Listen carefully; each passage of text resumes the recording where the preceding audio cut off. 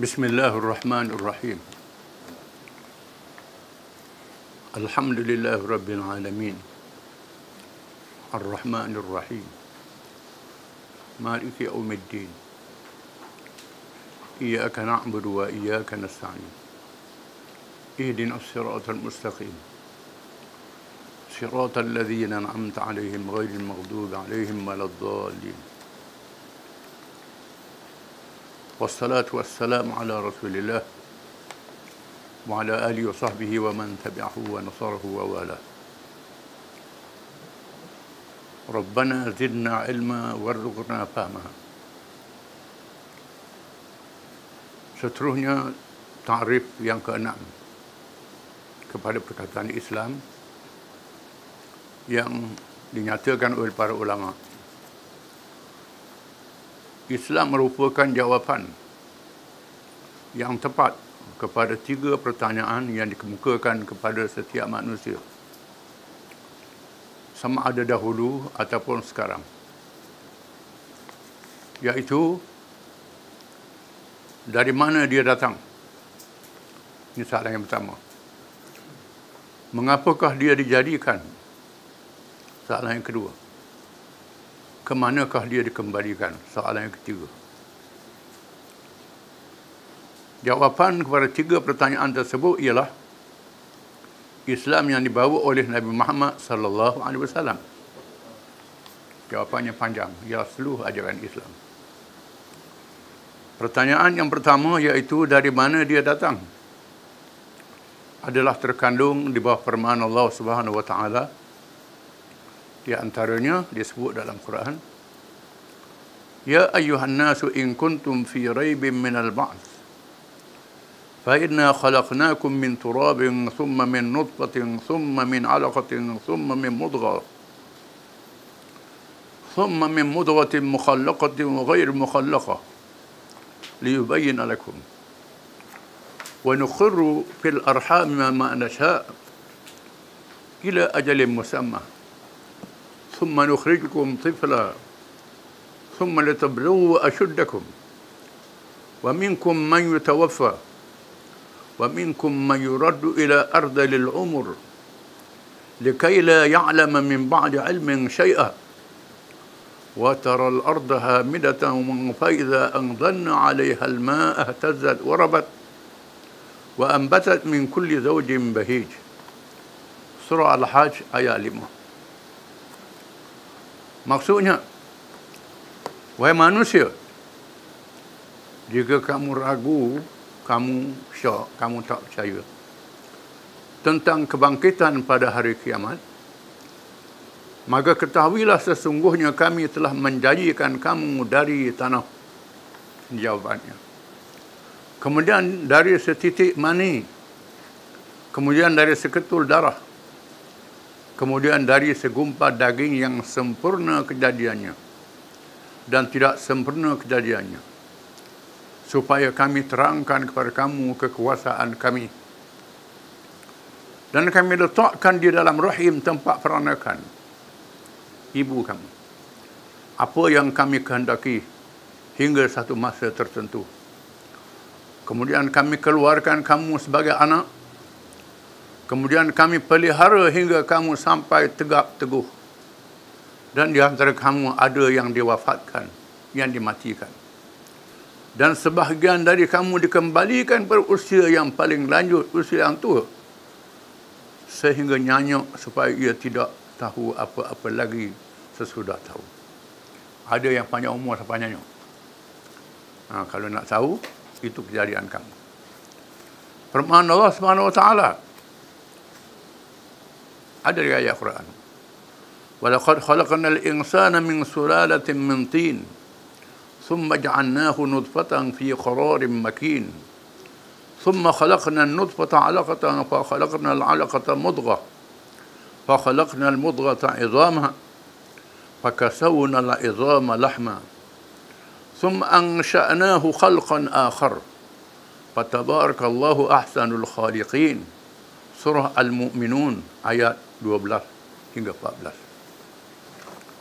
Maksudnya, dan sesungguhnya kami telah jadikan manusia dari air yang terasing dari tanah. Kemudian kami jadikan setitik mani di tempat ketetapan yang terpelihara dalam rahim. Kemudian kami jadikan mani itu seketul darah. Lalu kami jadikan darah itu segumpal daging. Kemudian daging itu kami jadikan tulang. Lalu tulang-tulang itu kami liputi dengan daging. Kemudian kami jadikan dia satu kejadian yang lain sifatnya. Maha suci Allah sebagai pencipta. Firman Allah SWT, ada ayat lain lagi. وَلْيَنْظُرِ الْإِنسَانُ مِمَّا خُلِقَ مِنْ مَاءٍ دَافِقٍ يَخْرُجُ مِنْ بَيْنِ الصُّلْبِ وَالتَّرَائِبِ. Surah At-Tariq ayat 5 hingga 7. Maksudnya, maka cobalah manusia itu melihat dari apa yang dia dijadikan. Dijadikan dari air yang terpancar yang keluar dari sulbi laki-laki dan taraib, tulang dada perempuan. Itu jawapan kepada soalan yang pertama. Daripada mana kamu datang? Dari mana dia datang? Itu ayat. Dan banyak lagi ayat yang lain dia sebut dalam Quran. Yang dia sebut sebahagian sahaja. Asal manusia daripada tanah, makanan-makanan yang dimakan jadi air mani, masuk dalam lelaki, kemudian berlaku persetubuhan, campur dengan mani perempuan, Tuhan jadikan proses beberapa bulan sehingga jadi seorang manusia. Daripada mana kamu daripada tanah. Pertanyaan kedua, iaitu mengapakah dia dijadikan? Mengapa manusia dijadikan? Adalah terkandung dalam firman Allah Subhanahu wa taala. Wa ma khalaqtul jinna wal insa illa liya'budun. Surah Az-Zariyat ayat 56. Sesungguhnya maksudnya, dan aku tidak jadikan jin dan manusia itu melainkan supaya mereka mengabdikan diri kepadaku. Mengapa manusia jadikan? Supaya mereka menjadi hamba.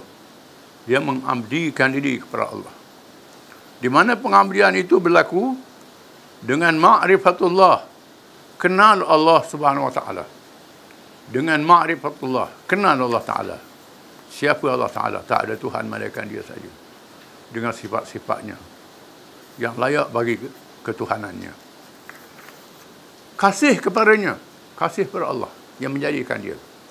Tunduk, patuh dan mengikut segala ajaran yang diturunkan untuk manusia bagi menyempurnakan kehidupan mereka, mengikut kedudukan yang layak yang disediakan bagi mereka, agar mereka mencapai kebahagiaan sebenarnya di dunia dan di akhirat. Tujuannya supaya manusia itu patuh, taat pada Allah. Tak ada pilihan. Makna mengabdikan diri, memperhambakan diri. Apa-apa yang Allah Ta'ala perintah, tak boleh tolak. Perintah dia, larangan dia, tak boleh tolak sekali-kali. Tak ada pilihan. Melainkan tunduk bagi Allah. Patuh padanya. Itu makna abdi. Bukan rakyat. Bukan petugas, bukan pekerja. Hamba bagi Allah. Dengan kepercayaan Allah itu maha adil, maha rahmat, maha sayang, kasih kepada hamba-Nya. Semua perintah Allah adalah baik. Semua larangannya mendatangkan mudarat. Percaya, ikut sajalah. Sama ada tahu hikmahnya ataupun tak tahu hikmahnya. Kan ada orang tu nak tahu dulu hikmah, tak boleh ikut. Pandai pada Tuhan.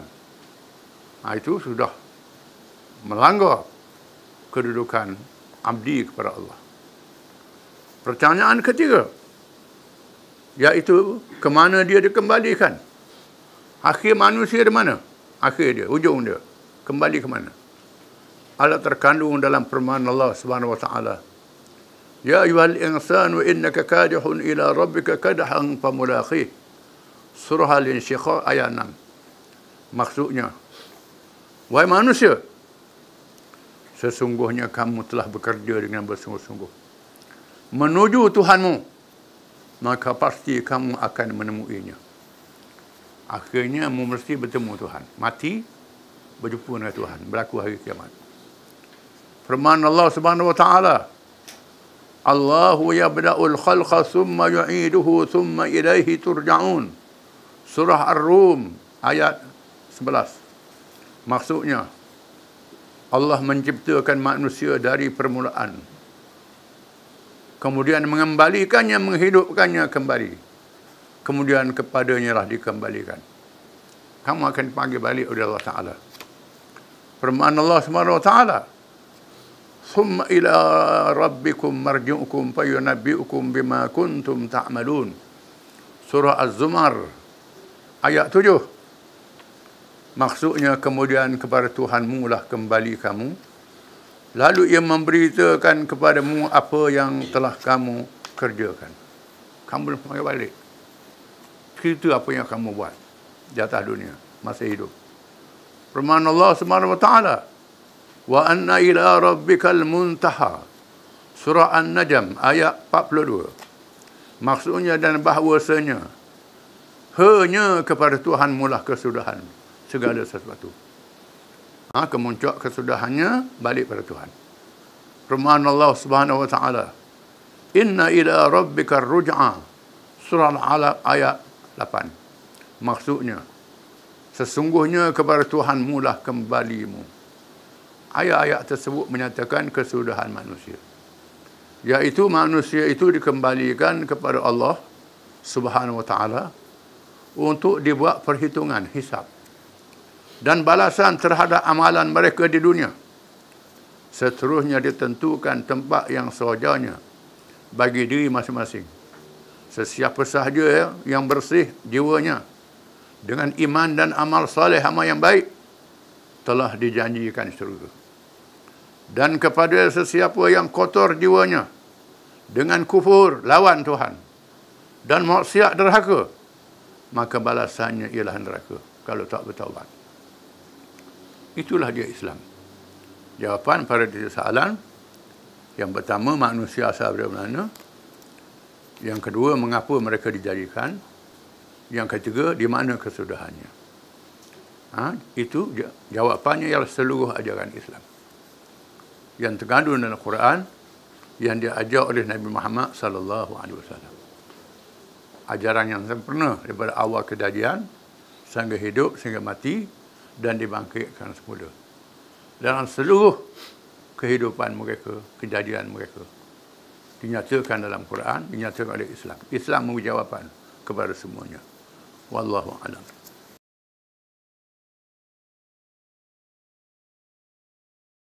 Bismillahirrahmanirrahim. Menyediakan tentera Usama. Ini antara peranan terakhir yang dilakukan oleh Nabi SAW, iaitulah menyediakan pasukan tentera yang dipimpin oleh Usamah bin Zaid radhiyallahu anhuma, cucu angkat Nabi, yang Nabi sangat sayang. Usianya masih terlalu muda. Rasulullah SAW tidak melupai peristiwa Mu'tah yang menyebabkan ramai sahabatnya gugur syahid, terutamanya Zaid bin Harithah, anak angkat kesayangannya. Perang Mu'tah yang berlaku di sempadan dengan Syam, dengan Rom Timur. Peperangan yang besar, yang hebat, menggugurkan sahabat-sahabat pahlawan. Zaid bin Harithah, Abdullah bin Rawahah, Ja'far bin Abi Talib radhiyallahu anhum. Zaid bin Harithah ialah anak angkat Nabi yang asalnya hamba pada Khadijah, dimerdekakan, masuk Islam, jadi anak angkat Nabi. Zaid bin Harithah. Abdullah bin Rawahah seorang sahabat dari kalangan Ansar, kalangan penduduk Madinah. Ja'far bin Abi Talib ialah sepupu Nabi, adik-beradik Sayyidina Ali. Adik-beradik Sayyidina Ali, sepupu Nabi. Tiga orang ni pahlawan yang terbilang. Yang terbilang, yang tidak undur menghadapi Rom, yang kita baca kisahnya dahulu, musuh yang berpuluh-puluh kali ganda ramai daripada tentera Islam. Sehingga Nabi dah pesan, kalau Zaid gugur syahid diganti oleh Abdullah bin Rawaha. Abdullah bin Rawaha gugur, ganti Ja'far bin Abi Talib. Bila Ja'far gugur, lalu Nabi kata, tampil satu pedang daripada pedang Allah. Dan Khalid bin Al-Walid radhiyallahu an muncul mengambil alih memimpin tentera dan mengatur strategi. Dengan kepintaran Khalid bin Walid, tentera Islam yang sedikit jumlahnya dapat mengundurkan tentera dan berundur balik ke Madinah. Berundur balik tak kejar kerana jumlah mereka sangat kecil. Tak kejar. Balik semula ke Madinah. Berbalik ke Madinah, orang pun pelekeh. Mengapa berundur? Nabi kata bukan berundur. Bukan berundur. Itu melangkah mengambil strategi untuk berperang lagi. Bukan berundur. Kerana musuh berlipat kali ganda. Besar, 10 kali ganda. Seorang lawan 70, lawan 100. Tapi tentera dapat diselamatkan dengan kepintaran Khalid bin Walid radhiyallahu anhu yang kita baca kisahnya. So, hubungan Rasulullah SAW membentuk bala tentera yang berjumlah 3,000 orang anggota yang diketuai oleh Usamah bin Zaid supaya memerangi musuh yang membunuh bapanya dalam peperangan Mu'tah. Dilantik Usamah jadi panglima tertinggi tentera untuk menyerang musuh yang pernah membunuh ayah dia, Zaid bin Harithah radhiyallahu anhu. Usamah yang berusia tidak sampai 20 tahun. Belasan tahun nama dia, 20 tahun. Tak sampai 20 tahun, belah tahun. Mengetuai bala tentera yang disertai juga oleh orang-orang yang tua dalam kalangan Muhajirin dan Ansar. Di bawah dia ni orang tua-tua. Dia jadi panglima tertinggi. Nabi lantik. Nabi tahulah Rasulullah SAW bersabda, "Sir ila mawdhi maqtali abik wa awtihimul khayla. Faqad wallaituka hadzal jaysh wa aghir sabahan alaihim. Wa asra ila sayr tasbiqil khair. Fa in dhafarakallahu bihim fa aqallub fihim." Pergi ke tempat ayahmu dibunuh syahid. Serang mereka dengan berkuda. Maka sesungguhnya aku melantikmu menjadi ketua bala tentera ini. Seorang mereka tidak di waktu pagi, serang mereka di waktu pagi. Segerakan perjalanan. Nescaya kamu cepat mengejar kebaikan. Maka jika Allah memberi kemenangan kepadamu bersama mereka kepada tentera, sedikitkan masa berada di kalangan mereka. Undur balik terus. Ini lebih kepada perang syarat. Dengan 3,000 nak lawan kuasa besar dunia. Tapi menyerang dengan serangan yang mengejut, sudah tentulah bila serang mengejut ni, pasukan sempadan akan lari. Bila lari, baliklah. Jadi dari segi perang psikologinya, orang Islam berjaya mengundurkan tentera musuh kuasa besar dunia. Lebih pada perang psikologi. Faktor umur Usamah radhiyallahu an yang terlalu muda menjadi perbualan. Muda sangat, orang cakap. Muda sangat. Apa melatih dia ni? Umur dah 80 tahun. Kerana sejak bersetuju dengan pelantikan itu, perkara itu sampai ke pengetahuan Rasulullah SAW, maka baginda bersabda dengan murka, "In tata'anu fi imarati faqad ta'antum fi imarati abihi min qablu wa ayyimallahi in kana khaliqan lil imarah wa in kana min ahabbin nasi ilayya wa in hadha la min ahabbin nasi ilayya ba'dah." Nabi kata, jika kamu tidak puas hati dia menjadi ketua, maka sesungguhnya kamu pernah tidak puas hati ketika ayahnya menjadi ketua. Nabi kata. Pak ayah dia bekas hamba. Semangat bangsawan masih ada masa itu.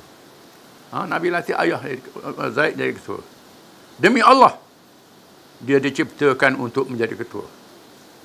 Dia orang yang paling aku kasihi. Dan sesungguhnya inilah orang yang paling aku kasihi, kata Nabi. Aku sayang dia. Aku sayang. Latih jadi ketua suruh pergi perang. Patutnya sayang suruh pergi perang lah. Ini suruh pergi perang. Aku sayang untuk mendapat kelebihan jihad fisabilillah. Bendera tentera Islam diserahkan ke tangan Usamah dengan tangan baginda sendiri. Serah bendera dengan tangan sendiri.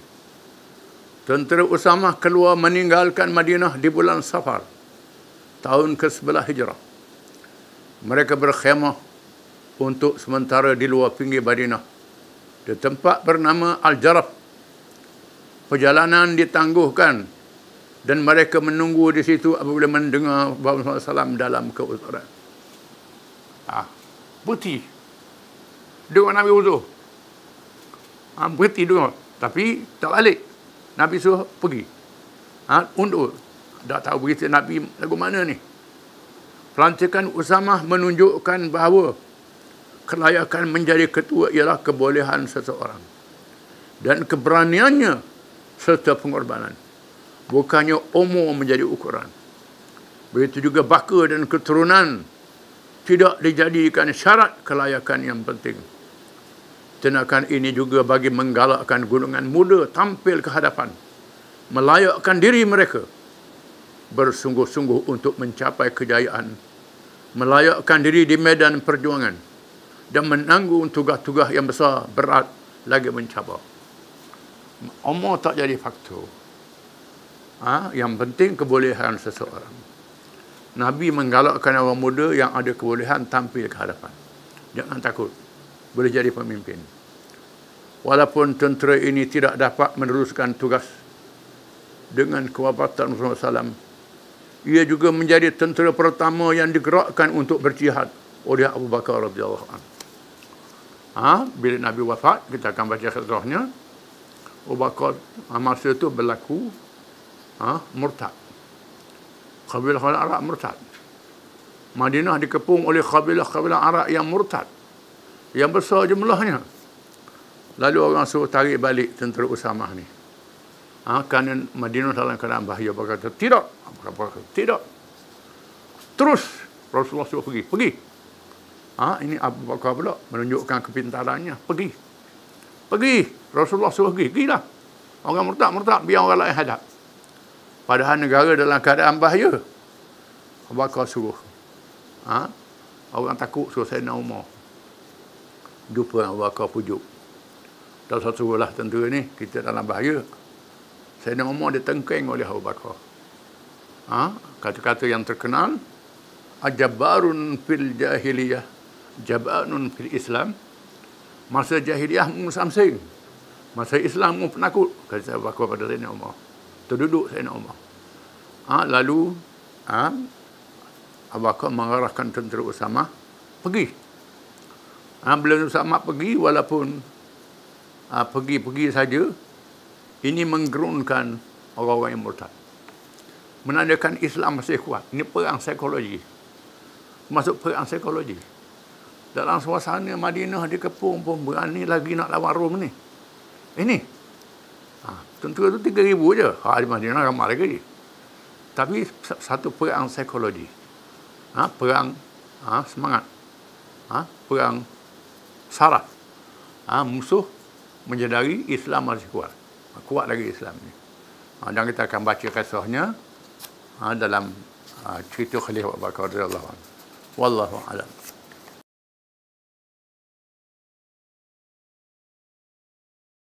A'udzu billahi minasy syaithanir rajim. Kuntum khayra ummatin ukhrijat lin-nas ta'muruna bil ma'ruf wa tanhauna 'anil munkari wa tu'minuna billah. Walau amana ahlul kitab lakana khairan lahum. Minhumul mu'minuna wa aktsaruhumul fasiqun. Lan yadurrukum illa adha. Wa in yuqatilukum yuwallukumul adbara thumma la yunsarun. ضربت عليهم الذلة أينما ثقفوا إلا بحبل من الله وحبل من الناس وباءوا بغضب من الله وضربت عليهم المسكنة ذلك بأنهم كانوا يكفرون بآيات الله ويقتلون الأنبياء بغير حق ذلك بما عصوا وكانوا يعتدون.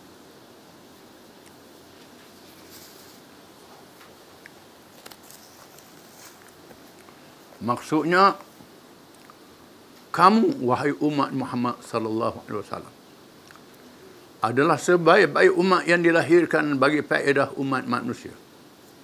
Kerana kamu menyuruh berbuat segala perkara yang baik dan melarang daripada segala perkara yang salah, buruk dan keji. Serta kamu pula beriman kepada Allah dengan sebenar-benar iman. Dan kalaulah ahli kitab Yahudi dan Nasara itu beriman sebagaimana yang semestinya, tentulah iman itu menjadi baik bagi mereka. Tetapi di antara mereka ada yang beriman, dan kebanyakan dari mereka orang-orang yang fasik, yang jahat. Mereka, yakni kaum Yahudi dan Nasara, tidak sekali-kali akan membahayakan kamu, kecuali menyakiti perasaan kamu dengan ejekan-ejekan dan tuduhan-tuduhan yang tidak berasas.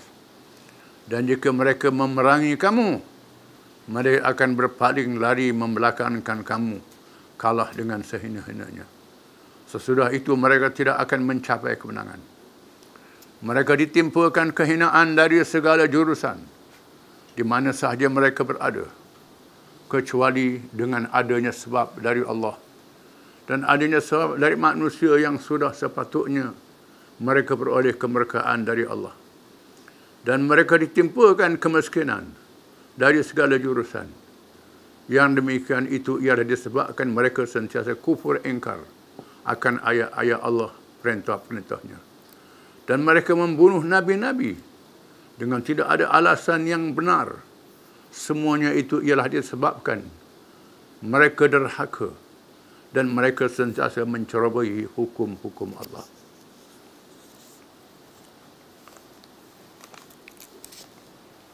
Ayat ini menegaskan kelebihan umat Islam mengatasi seluruh manusia. Umat Islam, umat Muhammad sallallahu alaihi wasallam, umat Nabi akhir zaman, yang tak ada lagi Nabi selepas Nabi kita wafat. Maka umatnya menghadapi cabaran yang sangat besar, ujian yang sangat dahsyat. Apalagi risalah Nabi Muhammad itu wajib disampaikan kepada seluruh manusia. Nabi sudah tidak ada lagi. Umat dia yang menyambung perjuangan. Ini menyebabkan mendapat kelebihan ini. Kamu menjadi sebaik-baik umat. Allah Ta'ala menciptakan umat Muhammad SAW dengan hidayah daripadanya. Daripada mereka yang masuk Islam daripada awal, dengan redha, dengan gila hati, termasuk mereka yang ditawan di medan perang, kalah, dirantai, dibelenggu, menjadi tawanan. Bangsa Turki, bangsa Kurdis, bangsa Parsi, macam-macam bangsa, kalah perang jadi tawanan. Sebahagian mereka menjadi hamba-hamba, jadi abdi, kerana ada tawanan di zaman itu. Namun kerana layanan yang baik, layanan yang adil daripada Islam, mereka masuk Islam. Jadi orang Islam. Bukan orang Islam saja, jadi pejuang-pejuang Islam. Ulama-ulama yang besar. Jadi khalifah. Jadi ketua negara. Ini kelebihan umat Muhammad sallallahu alaihi wasallam. Kelebihan di atas dunia. Dan disebut banyak di dalam hadis-hadis yang sahih. Di antaranya ialah Allah Ta'ala jadikan umat yang paling ramai masuk syurga. Nabi bersabda dalam hadis-hadis yang banyak, 70,000 kalangan umatku masuk syurga dengan tiada hisab. Nabi kata. Kemudian aku sangat gembira, kata Nabi. Aku minta lagi. Tuhan kata tiap seorang 70,000 lagi. Satu 70,000, tiap-tiap seorang kali 70,000. 70 kali 70,000. Kemudian aku minta lagi, kata Nabi. Tuhan beri lagi. Tuhan beri lagi. Dalam hadis disebut Ibn Katsir dan tafsir dia. Berulang-ulang hadis ni. Tuhan beri lagi, ramai. Kemudian dalam riwayat yang lain, Uqashah radhiyallahu anhu, Rasulullah doa, saya masuk seorang.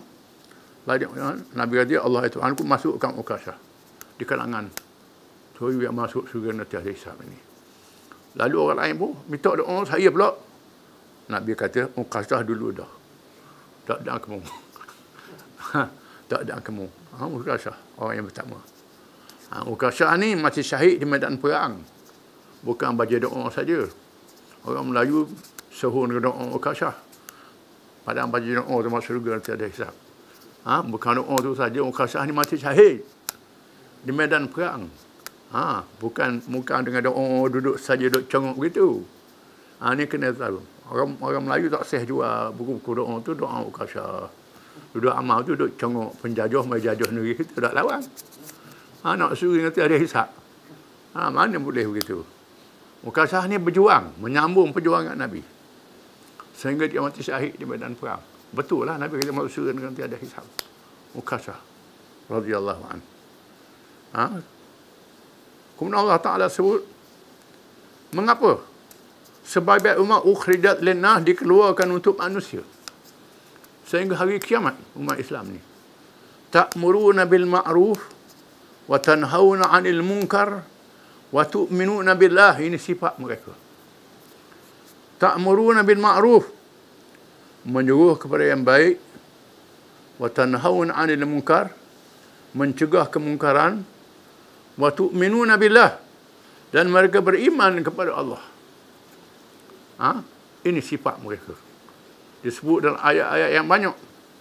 Orang Islam menjalankan kewajipan amar ma'ruf nahi munkar ni secara diri masing-masing dan secara berjamaah, secara kumpulan. Ayat sebelumnya ada ayat wal takum minkum ummatun yad'una ila al-khair wa ya'muruna bil ma'ruf wa yanhauna 'anil munkar wa ulaika humul muflihun. Dan hendaklah ada di kalangan kamu, kalangan orang Islam ni, ummatun, satu jamaah, satu kumpulan, satu parti, satu organisasi yang kerja dia amar ma'ruf, suruh pada Islam, suruh yang baik. Yad'un al khair, mengajak pada Islam, Islam yang sempurna.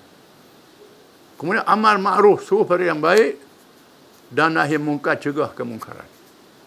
Wa ulaika humul muflihun, mereka itulah orang yang mendapat kemenangan dunia dan akhirat. Dalam ayat lain firman Allah Ta'ala, wal mu'minuna wal mu'minat ba'duhum awliya'u ba'd ya'muruna bil ma'ruf wa yanhauna 'anil munkar wa yuqimuna as-salata wa yu'tuna az-zakah wa yuti'una Allah wa rasulahu ulaika sayarhamuhumullah innallaha 'azizun hakim. Dan orang-orang yang beriman, lelaki dan perempuan, disebut orang lelaki orang perempuan pun sama orang Islam ni. Sama-sama bergadir bau. Lelaki dan perempuan yang beriman bertolong menolong antara satu sama lain, menyuruh kepada yang baik, mencegah kemungkaran. Bersama-sama dalam kumpulan, dalam jamaah lelaki dan perempuan. Menjalankan amar ma'ruf munkar, mendirikan sembahyang, tak tinggal sembahyang, menunaikan zakat, kewajipan harta, dan taat pada Allah. Ulaika sayarhamuhullah, mereka itu yang akan mendapat rahmat Allah. Innallaha azizul hakim, Allah Ta'ala Maha Perkasa lagi Maha Bijaksana. Disebut mereka berjamaah. Disebut dalam hadis, la tazal ta'ifatun min ummati zahirina 'ala al-haq yadhum man khadaluhum hatta ya'ti amrullah. Akan tetap ada kalangan umat aku sehingga hari kiamat, Nabi kata. Tak akan ada, mesti ada. Satu kumpulan yang bangun menjalankan kewajipan ni akan ada. Dia kata tak ada ramalan ni, tak ada orang tak tidahi. Nabi sebut akan ada kumpulan ini sehingga hari kiamat yang berjuang untuk menegakkan Islam. Akan ada kumpulan ni. Mereka tak boleh dihapuskan sekali-kali. Hatta ya'ti amrullah, hingga datang urusan Allah, Islam akan menang pada akhirnya. Walaupun 1000 tahun. 1000 tahun. Akan menang pada akhirnya Islam ni. Akan ada, Nabi sebut. Kemudian, tiap-tiap orang Islam, man ra'a minkum munkaran falyughayyirhu bi yadihi, fa in lam yastati' fa bi lisanihi, fa in lam yastati' fa bi qalbihi, dzalika adhaful iman. Sesiapa kalangan kamu orang beriman ni, dia mesti suruh pada yang baik, mencegah kemungkaran dengan tangan. Ada yang mampu dengan tangan, dengan kuasa. Yang kuat, yang gagah dengan kuasa. Yang tak mampu dengan lidah. Yang tak mampu benci dan hati. Benci dan hati ini selemah-lemah iman. Yang sifat orang Islam ni, ada sifat benci pada kemungkaran. Suruh yang baik. Kalau tak ada sifat ni dalam diri dia, menangga iman dia tak ada. Nama Islam saja je. Tengok kemungkaran tu satu cara lah, tak ada rasa apa-apa dia. Tak rasa benci, tak rasa nak lawan, rasa apa. Kita sedik, balik rumah, makan nasi, sedik balik rumah. Kemungkaran berlaku ni, jangan cara dari apa. Ini orang iman dia terlalu kecil sangat. Atau tak ada tu. Nipis sangat. Orang yang ada iman ni, tak boleh tengok. Ini sifat umat Islam. Yang sungguh-sungguh menegakkan Islam. Benci pada kemungkaran. Nak memenangkan Islam itu. Ini sifatnya dia. Sehingga hari kiamat. Sehingga mereka berjaya menegakkan negara, memerintah. Kewajipan ini dijalankan juga. Tak lupa. Alladzina immakkanahum fil ard aqamus salah wa atawuz zakah wa amaru bil ma'ruf wa nahaw 'anil munkar. Walillahi aqibatul umur. Orang-orang yang kami berikan mereka kuasa memerintah. Jadi kerajaan memerintah. Orang ni semayang tak tinggal. Zakat tak tinggal. Sungguh yang baik cegah kemungkaran. Bagi Allah akibat segala urusan. Jadi kewajipan ni dilaksanakan oleh seluruh umat Islam. Sehingga hari kiamat. Sama ada di masa mereka kuat, di masa mereka lemah, tetap menjalankan kewajipan ini. Beriman kepada Allah, percaya pada Allah. La ilaha illallah. Tak hilang dalam diri mereka. Sebenarnya Allah Ta'ala mencerita ahli kitab. Walau amana ahlul kitab lakana khairan lahum. Kalau sekiranya golongan ahli kitab Yahudi dan Nasara itu beriman sungguh-sungguh, percaya sungguh-sungguh, itu lebih baik pada mereka. Minhumul mu'minuna wa aktsaruhumul fasiqun. Sebahagian mereka beriman seperti Najasyi Raja Habasyah, Abdullah bin Salam dan lain-lain radhiyallahu anhum. Sikit je. Wa aktsaruhumul fasiqun. Kebanyakan mereka fasik, jahat. Kebanyakan ahli kitab Yahudi Kristian ni jahat. Lawan Islam, tak ikut Islam. Padahal dia tahu Islam ni baik. Dan sebab itu kita disuruh berdoa tiap-tiap rakaat semayang. Ihdinas siratal mustaqim. Siratal ladzina an'amta 'alaihim ghairil maghdubi 'alaihim waladdallin. Tunjukkanlah kami jalan yang betul, wahai Tuhan. Jalan orang Engkau beri nikmat ke atas mereka, nabi-nabi, siddiqin, syuhada, orang yang soleh. Ghairil maghdubi 'alaihim, bukannya yang diberkahi ke atas mereka, iaitu puak-puak Yahudi. Yang tahu Nabi Muhammad, tahu tanda-tanda Nabi Muhammad, tahu Nabi akhir zaman, tanda sahabat-sahabat pun tahu, tanda sahabat Nabi, semua dia tahu. Tapi tak masuk Islam. Ini paling mereka, ya Allah. Ad-dhalin yang Kristian. Yang bodoh, buta ikut. Latih Nabi Isa jadi anak Tuhan lah. Padri boleh hapungkan dosa lah, macam-macam. Inilah gitu. Yang musyrikin lagi teruk lagi. Minta Tuhan jangan jadi puak-puak ni. Jadi mereka ni, golongan ahli kitab ni, kebanyakan mereka jahat. Lan yadurrukum illa adha. Percayalah, mereka tidak akan berdorak pada kamu. Mereka menyakitkan hati kamu saja. Mereka tidak boleh menghapuskan agama Islam sekali-kali. Walaupun di masa agama Islam ni tak ada kerajaan yang memerintah, jatuh. Macam zaman sekarang jatuh kerajaan Islam. Pecah-pecah negeri Islam setelah dijajah, ditakluk. Dibunuhnya orang Islam, ditakluk negeri Islam, diangkut Asia buminya, diperhambakan orang Islam. Mereka tak boleh hapus agama Islam. Sekadar menyakit hati saja. Wak hina Nabi, lokih katung Nabi, macam-macam. Sakit hati kita. Namun mereka tidak akan dapat memberi mudarat pada kamu. Mereka menyakitkan hati kamu saja. Mereka tak berjaya menghapus agama Islam. Bagaimana agama Islam masuk ke negeri mereka hari ini. Cahaya Islam masuk dalam diri mereka hari ini. Sebahagian orang putih, orang Kristian, kaji-kaji Islam masuk Islam. Bukan saja tak jaya nak hapus Islam, orang dia masuk Islam pula. Jadi begitu. Wa in yuqatilukum yuwallukumul adbar thumma la yunsarun. Dan jika mereka memerangi kamu, mereka akan lari bertempiaran. Mereka tak dapat pertolongan di Afghanistan hari ini. Dengan senjata yang canggih, yang hebat, masuk, tengok pada adanya hancur Afghanistan. Tak dia nak lawan dah. Habislah. Akhirnya lari. Balik bodoh. Orang Pakistan tak apa-apa. Di Iraq masuk dengan alat senjata yang besar. Tak kok nak lawan pada akhirnya. Orang Iraq duduk lawan. Celah-celah batu. Celah-celah rumah. Bertahun-tahun lawan, lari. Termasuklah di Malaysia, di Indonesia ni pun. Penjajah mari. Ratus-ratus tahun. Tak berjaya menghapuskan Islam. Mereka lari balik. Walaupun kesan-kesan penjajahan tu masih ada, menandakan mereka tak boleh hapus Islam ni. Tak boleh padamkan cahaya Islam ni.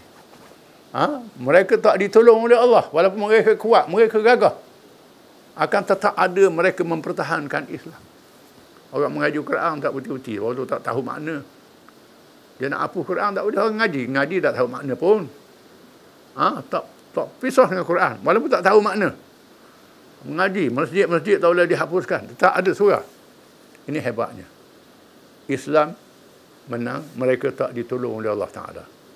Duribat alaihimudz zillatu aynama thuqifu illa bihablillah wa hablin minan nas. Duribat alaihimudz zillatu. Mereka ditimpa kehinaan di mana sahaja mereka berada. Duduk mana-mana pun. Illa bihablin minallah. Mereka dengan tali Allah dan tali manusia. Tali Allah ni mereka tunduk. Kalah dengan Islam, bayar jizyah. Bayar jizyah. Bayar cukai pada orang Islam bila mereka kalah. Orang Islam bayar zakat, mereka bayar jizyah. Ataupun hablim minan nas, tunduk di bawah pemerintahan orang Islam yang berkuasa yang memerintah. Dia tak boleh hapus orang Islam belum naik atas dia. Akan berlaku begitu. Dengan tali Allah dan tali manusia. Dengan mereka berikat janji dari ahli zimmah ataupun ikat janji dengan manusia yang berjenggakkan Islam. Wa ba'u bi ghadabin min Allah. Mereka ditimpa kemurkaan daripada Allah Taala. Allah Taala murka pada mereka. Walaupun tengok mereka ni kaya raya tapi dia murka oleh Allah. Wa duribat alaihimul maskanah. Ditimpa oleh kemiskinan jiwa dan roh. Walaupun kaya harta bendanya ataupun miskin harta bendanya, tak ada hasil. Menghapuskan hasil dengan riba, dengan apa, meleset ekonomi dia, jatuh ekonomi dia, merudung ekonomi dia, naik sekejap aja macam buih saja. Tak kuat, akan kotor. Setengah tu harta banyak, bunuh diri. Bunuh diri, kaya. Yang jadi bintang filem tu rupanya lawa, pitih banyak, membuahkan hawa nafsu sepuas-puasnya, bunuh diri. Ini miskin. Akhir miskin, jadi hina. Dzalik fa annahum yakfuruna bi ayatillah. Dengan sebab mereka kufur terhadap ayat-ayat Allah. Ada kitab Taurat, ada kitab Injil, mereka tak beramal. Kita orang Islam pun kalau tak aman dengan Quran, akan terima nasib dengan mereka jugalah. Ini jadi pengajaran bagi kita orang Islam. Mengapa puak-puak Yahudi Kristian ditimpa kehinaan? Kerana mereka ada kitab-kitab Allah, mereka mempermain-mainkan kitab-kitab Allah. Tak beramal dengan perintah Allah, dengan kitab Allah, mempermain-mainkan. Orang Yahudi, beriman separuh, tak beriman separuh. Riba, haram dengan orang lain. Dengan Yahudi haram. Dengan orang lain tak apa makan riba. Dua buah kitab Allah Ta'ala. Ini kerja orang Yahudi. Hukum hudud dihapuskan. Hukum kisah dihapuskan. Buat hukum dan undang-undang sendiri. Orang Kristian pula, arak daging babi haram mengikut agama kitabnya. Boleh makan babi, boleh minum arak. Mereka pindah kitab Allah Ta'ala. Tak ikut perintah, kufur terhadap ayat-ayat Allah Ta'ala. Lawan ayat Allah Ta'ala. Sama ada ayat yang dibaca atau ayat yang dilihat. Tak ambil iktibar, tak ambil perhatian. Wa yaqtuluna al-anbiya'a bighairi haqq. Ini orang Yahudi, bunuh Nabi-Nabi. Nabi-Nabi, manusia yang terbaik.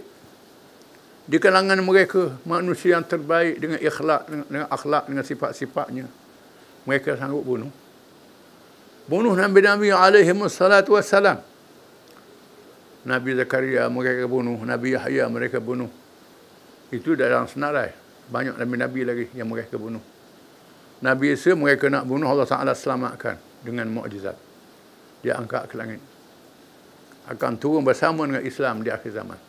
Nabi Isa ni akan tiba masanya untuk buktikan kebenaran Islam. Nabi Isa turun ke bumi menegakkan ajaran Islam yang dibawa oleh Nabi Muhammad sallallahu alaihi wasallam. Melalui Nabi Muhammad ni Nabi akhir zaman. Nabi Isa akan turun ikut syariat Nabi Muhammad sallallahu alaihi wasallam. Orang Yahudi boleh kena bunuh Nabi-Nabi ni. Yang bunuh dah pun ada, yang gagal dibunuh pun ada. Kan zalim dan jahat mereka. Dzalika bima asaw wa kanu ya'tadun.